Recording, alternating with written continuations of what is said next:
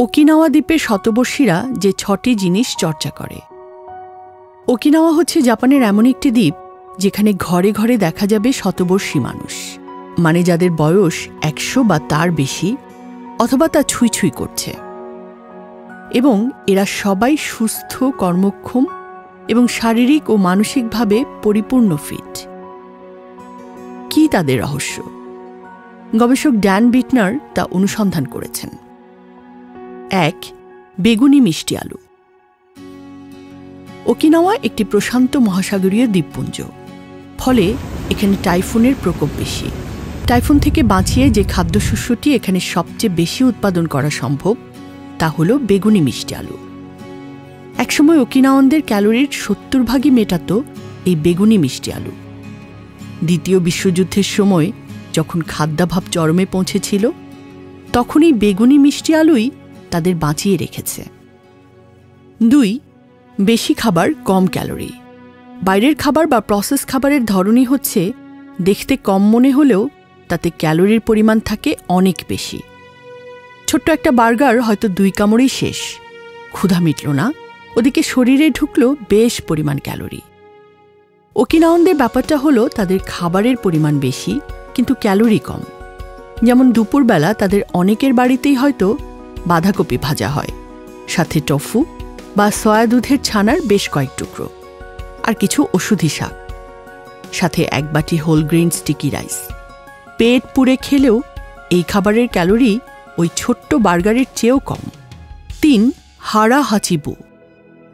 পেট পুড়ে খায় বললেও আসলে ওকিনাওয়ানরা পেট পুড়ে খায় না, এটাই হারা হাচিবু। জাপানি ভাষায় হারা হাচিবু মানে হল ১০-এর মধ্যে ৮। আর খাবারের ক্ষেত্রে এটার প্রয়োগ হল খেতে খেতে পাকস্থলী যখন ৮০% পুরো হয়ে যাবে তখন তারা খাওয়া বন্ধ করে দেবে। নবীজি সাল্লাল্লাহু আলাইহি ওয়াসাল্লামের হাদিসে বরং আরও ১৩ ভাগ বেশি খালি রাখার কথা বলা হয়েছে। তোমরা পাকস্থলীকে ৩ ভাগে ভাগ করো, ১ ভাগ খাবার দিয়ে পূর্ণ করো, ১ ভাগ পানীয় দিয়ে, আর বাকি ১ ভাগ খালি রাখো, যাতে ভালোভাবে দম নিতে পারো। ৪. মেঝেতে বসা। গবেষক ড্যান বিটনার দেখলেন গ্রাম্য ওকিনাওয়ানদের বাড়িগুলোতে ফার্নিচার বলতে ১-২টো নিচু টেবিল আর জায়গায় জায়গায় টাটামি ম্যাট।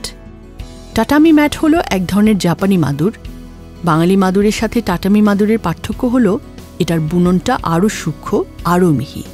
১০০-১০৩ বছর বয়সী ওকিনাওয়ানরা এই টাটামি ম্যাটই হাঁটু গেড়ে বসছে, দিনে হয়তো ২৫-৩০ বার ওঠানামা করছে। ড্যান বলছেন এর ফলে অনেক বছর বয়সেও ওকিনাওয়ানদের বডি ব্যালেন্স থাকে চমৎকার।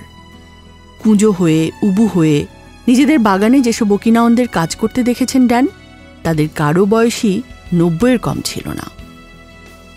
আমেরিকায় বয়স্ক মৃত্যুর একটা বড় কারণই নাকি পড়ে যাওয়া। ড্যান বলছেন চেয়ারে বসে বসে তারা শরীরের নিচের অংশকে অকেজো আর দুর্বল বানিয়ে ফেলে। ৫. মোয়াই। মোয়াই হল এক ধরনের সমবায় সমিতি যেটা ওকিনাওয়ার মানুষরা পাড়া বা মহল্লা ভিত্তিতে গঠন করে থাকে।